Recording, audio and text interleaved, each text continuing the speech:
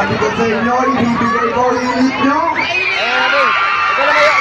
Ang gusto ng Bini, sinisigawan ng malakas. Dahil gusto rin nila kayong makita. Sabi nila sa akin, gusto na nilang lumabas kanina pa. Dahil gusto na kayong pasayahin lahat dito, mga kababayan. Kaya yung mga cellphone nyo, buksan nyo na. I-reels nyo na to. I-hiding nyo na to. I-Instagram nyo na to. Parang naramdaman ko na kung nasaan ang ingay, doon pupunta si Bini.